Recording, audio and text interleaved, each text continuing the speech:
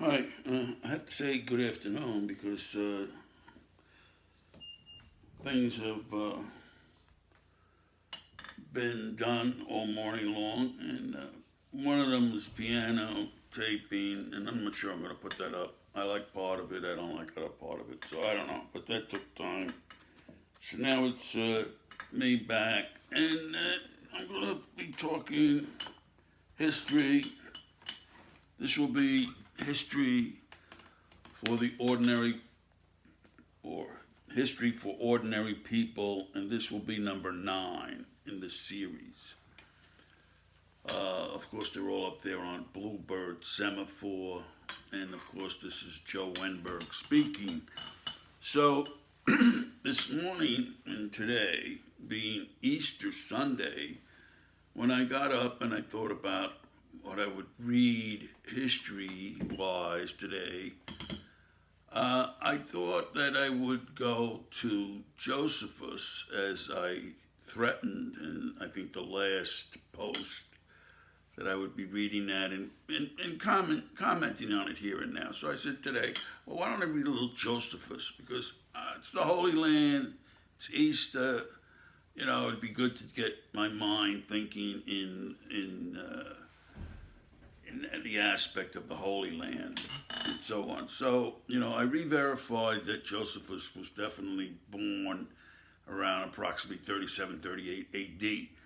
And like I had said, I mean, he's really an eyewitness to what was going on in the early days of the Christian church and many other things. I mean, he had no idea there was going to be this Christian church at the time, and very little folks besides him had any idea what was going on. But he was definitely observing what was going on at the time.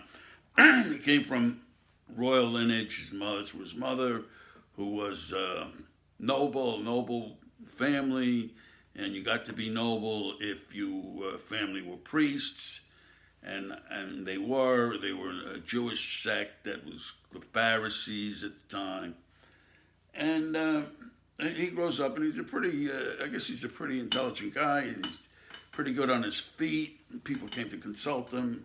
He moves right up the ladder, and eventually he's like a ruler or a king. Not a king, but he's a ruler of groups or groups of people. And as I was reading this morning, I just couldn't believe what I was reading.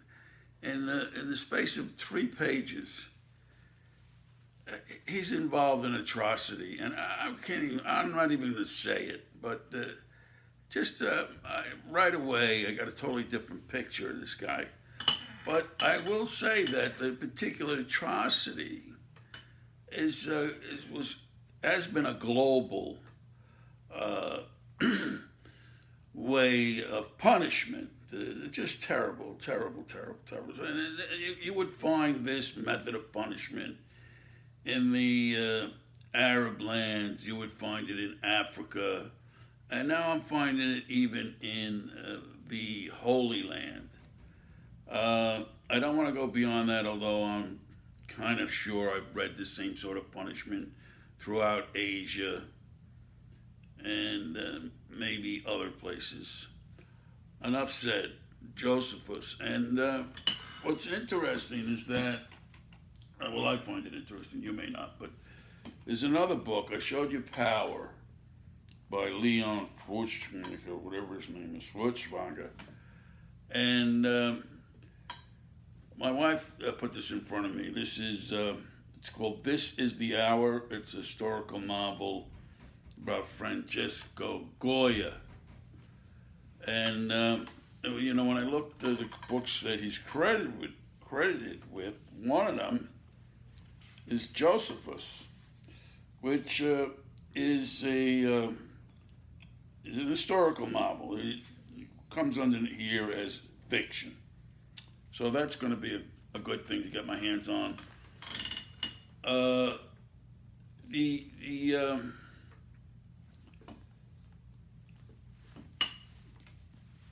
Yes, so why did I all of a sudden was interested in Goya? And of course, this had nothing to do with what I'm talking about now, which is Poland and the Reformation. Well, it has a little bit to do with the Reformation, because the other night we saw the movie Goya, and it takes place in the late 19th century, no, the late 18th century, in the early 19th century. And at the time, Goya was the greatest artist throughout the kingdom being Spain. And although he was a peasant stock, all the nobility, when it came to having their portraits painted and whatever, he was the man. He was able to move in and out of the the castles and palaces of the time of the nobility. But this movie centers about an event that was very Inquisition intensive, just like what we're talking about in the Reformation and all the heretic hunters and this and that and the other thing. And so you get a little bit of a taste of that in that movie Goya. So shortly thereafter, this book appeared in front of me as put there by my wife. And I will be reading it. Actually, I started reading it. Now, off Goya and getting into Poland. So originally, and I think I even had said this 3 or 4 or 5 world histories back, that, I had thought that I would read about this fella, William Tyndale. But in starting to look into his life, I didn't want to read it. Just something about it, I didn't want to pursue Tyndale. But now, of course, the libraries are shut down, and you can't even go out hardly, So that's because of the virus. And so, I picked this one book back up, and I started reading it, and you know what? It was a mistake. I shouldn't have said, I don't want to look into this guy. And the name of the book is God's Bestseller. And what he does, he's born and raised in England, this fellow William Tyndale. And by the way, God's Bestseller, they name him, and the second name they name is Thomas More. He comes up even on the other side of the channel, and the other side, when we're talking about Luther, he comes up a lot, even Erasmus. I think they were buddies back in England.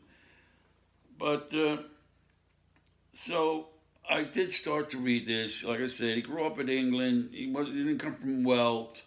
He went through the universities and colleges at the time. And at the time, Oxford wasn't such a big deal. You didn't have to be nobility to go there. You just had to have some money. Your family had to have some money. Not a great deal, but enough money to send you there. Okay? And so he graduates from that. He does something else. I think he gets a master's degree, and then he's off to the far reaches of the kingdom. He's out near Bristol, which is in the area of Wales, but the southern and western, what we're talking about. And I want to say he's in Gloucester, Gloucestershire. He's there for a while, but he's staying in the house of a top guy in that particular county, who's a fairly well-educated, decent sort of a guy, but his guests at the meals were not so liberal-minded, and they all find out that, there's this priest there, a very low-level cleric, who's got wrong ideas. And basically, the wrong idea this guy had, he wanted to translate using all the scholarly data that he could come up with, translate the Bible into English, and that was considered a heresy. He would be a heretic if he did this, because once again, it's possible that the man in the street would know what the gospel had, what it was about. So that was heresy, and he was adamant about this. So, but he had to flee out of Gloucester, and of all places, he goes to London. Not a really good place to flee from heretic hunters, but he's there. And Wolsey is the big shot at the time, Besides Henry VIII, Wolsey, Cardinal Wolsey was the big shot, and and William is making his plans. He's going to write this. He's going to translate and write. And when they find out about this, Wolsey and others big shots, they don't want to hear this. But William is very defined and he's very brazen. He doesn't run from a fight immediately. Once he collects his thoughts, then he'll run. And he was on the run for most of his life. But the point that I want to make here is he tells these big shots that if he has his way, that the peasant boy behind the plow will know more of Scripture than you. And he's telling this to a big-time cleric, bishop, somebody, I don't know. And, of course, that's an outrage for anybody to say that to their face, okay? So I hope you're getting a flavor for what this guy, Tyndale, is all about. William Tyndale. But what is amazing, I went on the web to look up because what he wrote is called the English Bible. Okay, so he writes that, and he's got to go through all sorts of ordeals to get it printed and published. By now, he's fled out of England, and he's over there. He does his translating, he does his writing, and he's getting it published. And in many ways, he's doing this, ad hoc, on the fly, very little money, and it's amazing that he actually got it written. But along comes the first publication of his works, and there were a couple that were all related, but he had to do them in slices for various reasons. But the English Bible, and I'm on the web, and I'm looking for that, and up comes the first page of that Bible, and this, when you see it, you will be awestruck. I think. I mean, I was. It's so beautiful, the script, and it's English, so it's not like beautiful script, but you can't read it because it's Latin or Chinese or something like that. But it's beautiful script, Old English. You can read it. Has a wonderful drawing. I want to think it's a drawing of a person, probably meant to be a saint or somebody, and an angel holding an ink pot. And the saint is putting his feather in the ink pot. I think that's what it is. I didn't go back and check, but it might be that. But it's, and then of course I come up with a problem, the English Bible. I think within 80 years, King James jumps on that and has it made into the King James version of the Bible. The author of the book I'm reading tells me, and the King James version of the Bible is 80% taken exactly off of Tyndale, the English Bible. To me, that's useless information, because if he had said it's all that, then fine, I could get that and read it. And I would know the first English Bible, what the words were. But it's 80%. So I'm not going to be able to pick out, this paragraph is exactly the way William wanted it, and this one is the way the King James Version wanted it. I'm not going to be able to do that, so it's useless to me. I will look. I'm not going to do it right away. When it's convenient, I will look and get a copy of Tyndale's English Bible. I will read that. However, you have to, I have to keep in mind that Tyndale is doing a translation. So he gets to points, many points, where he's got to make a decision. What do they really mean here? Well, I don't know. So I'll put in what I think. So throughout any of these translations, any of these books, this isn't coming down from the heavens, okay? These guys are making decisions based on literature, based on rhetoric, based on knowledge of various language, based on history, all this stuff, okay? So what we're reading are the words of men, scholarly men, well-meaning men, bright men. In many cases, at least in the case of William, he wasn't one of these people who was chasing heretics and killing them. He was the one who was being chased.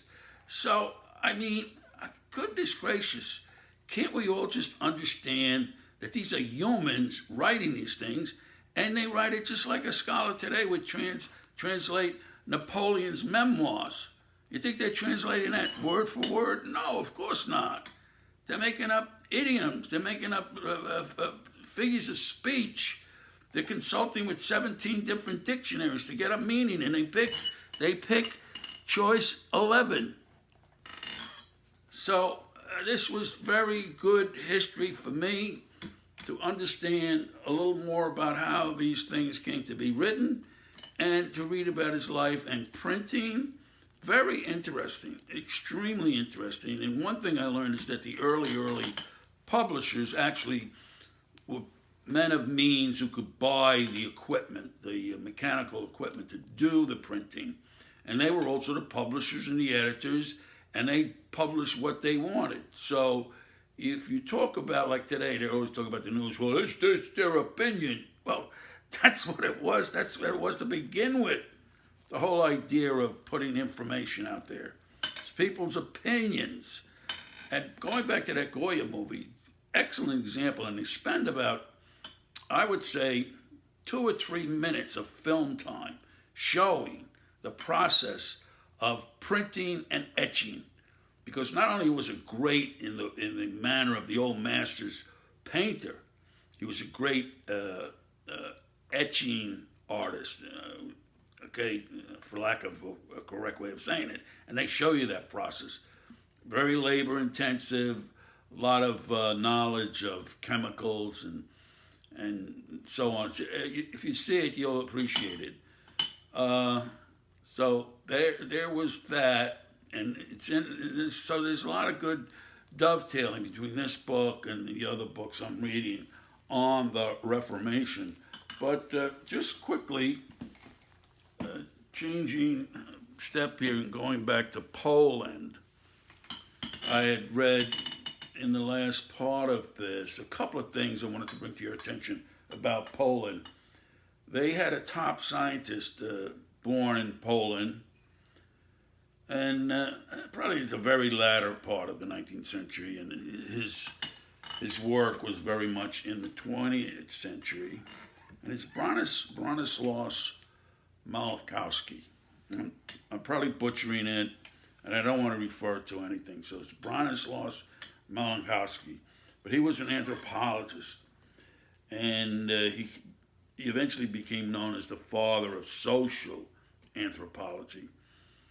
And his famous work is such a catchy title, you gotta love it, The Argonauts of the Western Pacific.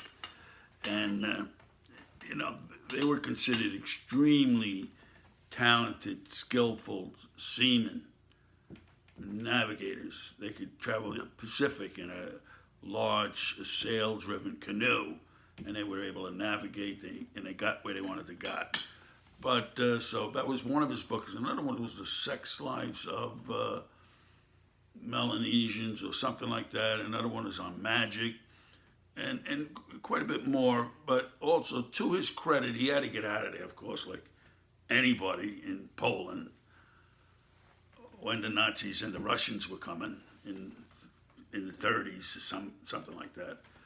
And he winds up in the United States, and he must have been assigned to, got himself a position in the University of Chicago. But during the war, he was instrumental for a lot of groups in getting aid to Polish people who were either trying to get out of Poland, and he was instrumental in getting them the aid they needed. So not only was he a very bookish type, this brilliant man, He knew that it was his responsibility to help his people.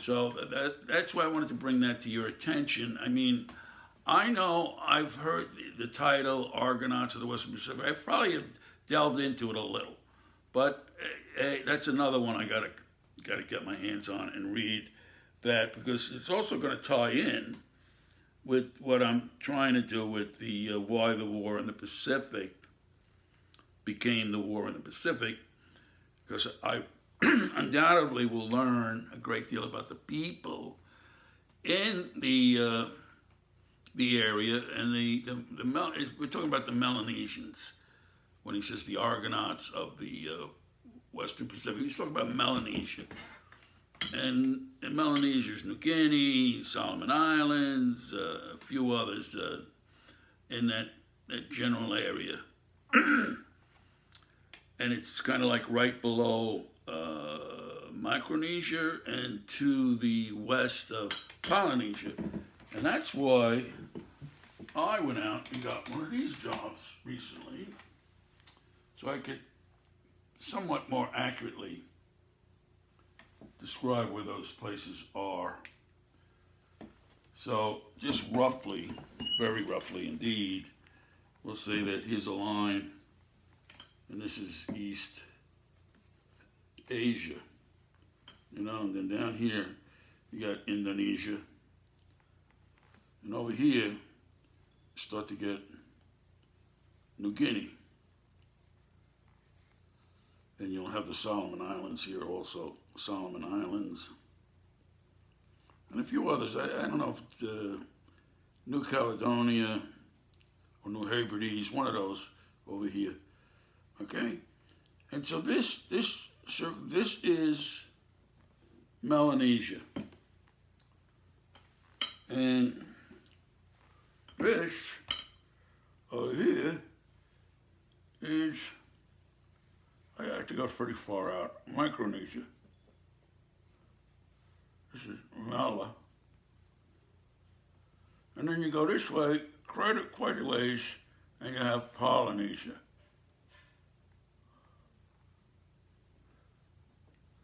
Right? So here you got places like the Caroline, Marshall Islands,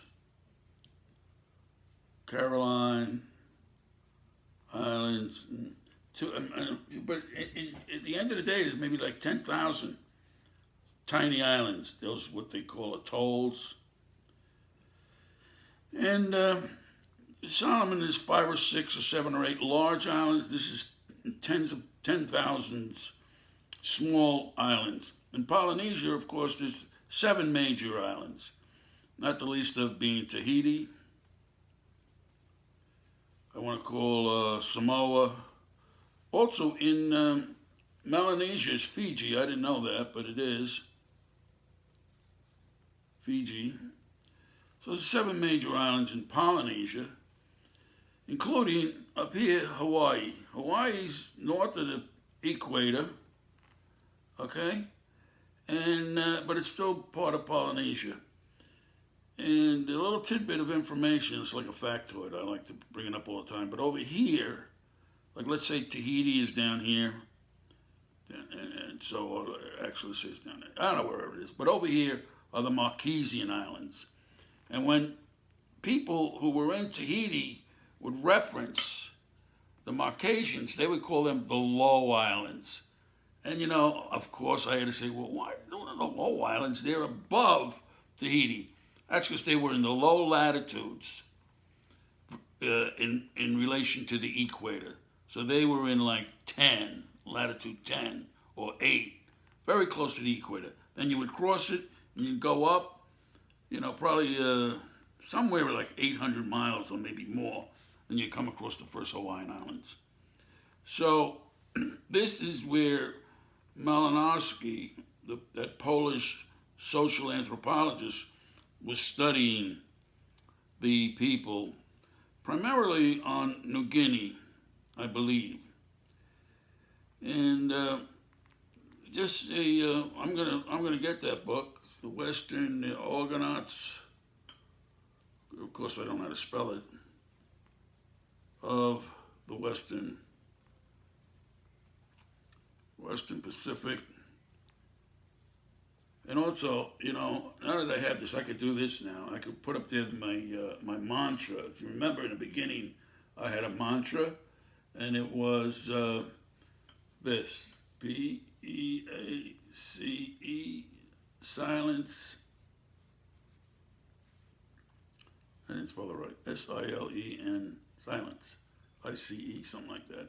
Silence and wilderness. Remember that? Wilderness. I also had a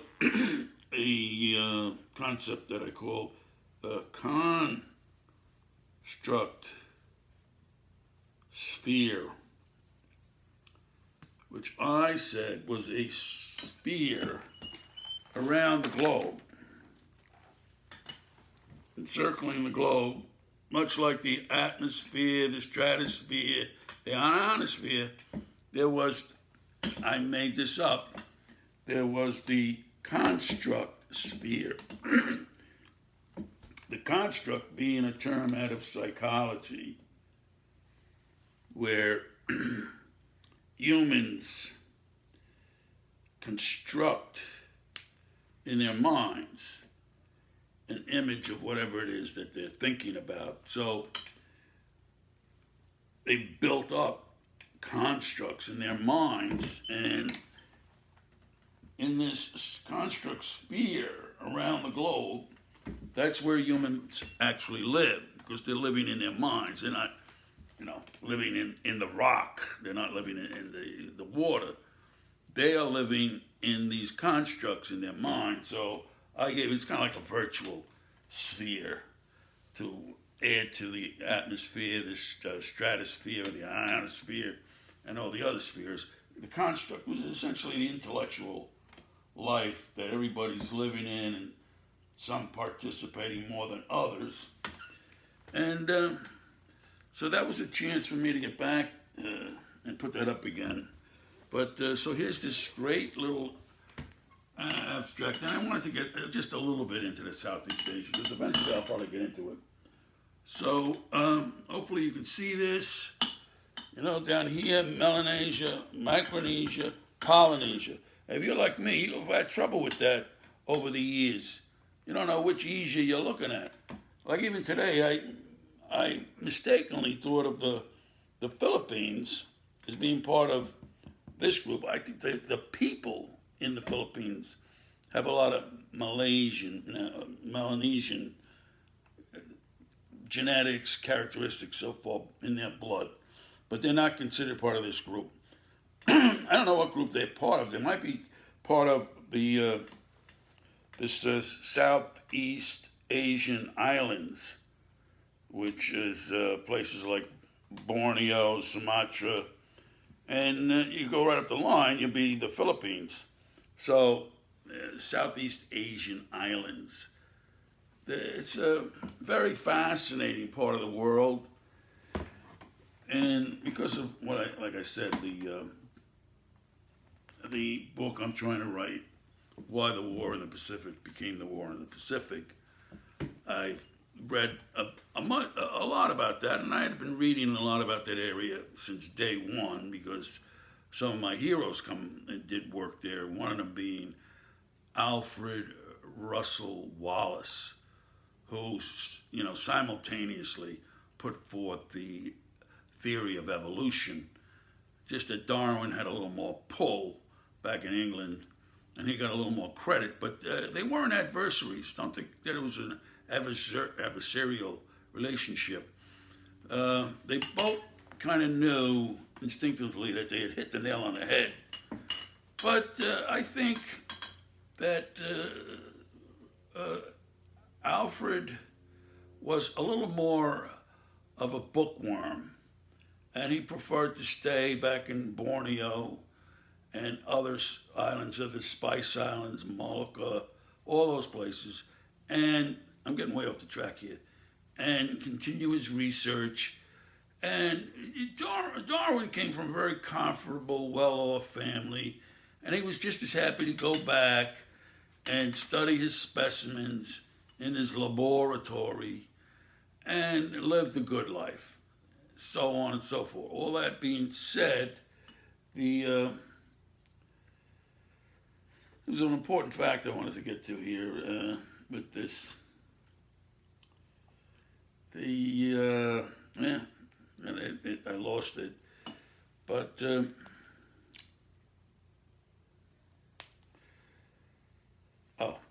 so staying with Poland. This is the other thing that it became crystal clear that we all know during World War II that the three top powers, and they would include a few others maybe once in a while, but the three top powers, USA, England, and Russia, they would always get together. They would have these meetings. There's Casablanca, there's Yalta, there's Tehran, and maybe there was one other, I don't know. But in at least one of these, they were planning for post-war Europe. And it was probably at least in two of them. Casablanca, that meeting was a little too early on to start planning for the end, what we would do with Europe after the war. But in one of them, if not two of them, Tehran, what's it called? Tehran, and or Yalta, the non-Russian part of that triumvirate, let Joey know that, hey, after the war, you could do whatever you want with Poland. We're not going to get in your way. Don't worry about it. So Joe was planning for that from day one. He was not just being a mean, ornery dude when Warsaw and their freedom fighters were being killed by the Nazis and standing off 10 miles to the east while that took place. No, this was part of the plan. They would be their space, and of course the two other parts of this were saying, this is wonderful. We'll put Poland in the way of Russia coming over and taking Europe, at least for a while, you know? And so they gave Poland to those guys. So, I mean, you know, you couldn't find a worse person on the planet. I mean, if I had the two of them, the Nazi maggot or this Russian maggot, you know, they're equally worse. If anything, Stalin's worse because he stayed longer and he had more millions killed. You know? But these two guys, you know, and listen, I'm giving Roosevelt a lot of slack on here. Because when it came to Europe, what's going on in Europe, he leaned on Churchill. Okay? So I'm giving Roosevelt a lot of slack here because, A, he was always about what's good for the American people. And he knew from day one, getting into that freaking European war was not good for the American people. So, you know, you cannot find fault with Roosevelt. Yes, he turned a blind eye, a deaf ear to the concentration camps and the incinerators, the gas chambers. He did, you know, the stuff was coming out, and there was no action being taken. However, that story about the millions of people who were killed in Poland is a lot bigger than the story we get, which is the story about the one and a little of another people being gassed in the incinerators, the gas chambers. There was at least that many more regular civilians killed by the Nazis. And I want to say by the Russians when they came on the scene, but just let's stick with the Nazis. So whatever the number was, half of it were just regular old civilian people who got killed in one way or another as collateral damage during battles who knows what. So I'm only trying to point out that, we got half of the story. It's a tragic story. There's no denying it. What kind of animals would do what was done during World War II? Oh, I know. The type of animals that did what they did during World War One. And the type of animals that did what they did during the Franco something war, all right, or the Prussian war, or any other war. That's what kind of horrible, horrible people did these things. And I needed to point it because I wasn't aware that they had sat there and made these decisions until I read it. And now I have quite a distaste for these people. Quite a distaste. And what I find humorous is that during these three top meetings of the big boys, their meetings might last, maybe they would have 2 meetings a day, but they would last an hour and a half. And then, the Churchills and the Roosevelt would go around and do a little sightseeing. Stalin, because he was too paranoid, schizophrenic, would just hold up in his hotel room, okay, until maybe it was time to eat. In the meantime, they turned to their lackeys and said, okay, now go write me a policy statement. So, 3 or 4 hours pass, they have a new policy, and they come out and they discuss it and they stamp it. Good.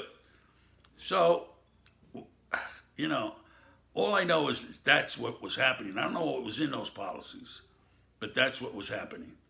So a lot of times we give credit to these guys for coming up with all these big plans and stuff. They didn't come up with it. Their lackeys did. And then they get approved. And that's pretty much the way the government works anyway. I one time heard a statistic that there's 200,000 lobbyists in Washington, D.C. And they more or less write the legislation, okay? They're lackeys for the congressman. They write the legislation, and then they put it in front of these guys, and these guys say, oh, okay, I'll put this forward. You got it. So, now, I don't know how accurate that number is, 200,000. I read that and heard that years ago. It's probably more than that now. That the lobbyists more or less run Washington, D.C. I shouldn't be saying that because it probably sounds anti-American. I don't think it is. I think that if you're elected to represent the people, you should be doing the legwork. And if you can't do it, then don't put yourself up for election if you can't do the work. Stay home. Go trout fishing, with the fly rods. Nice. So that was my little diversion into Poland. But I want to just quickly, with the Reformation, did I uncover anything new lately? We talked about William.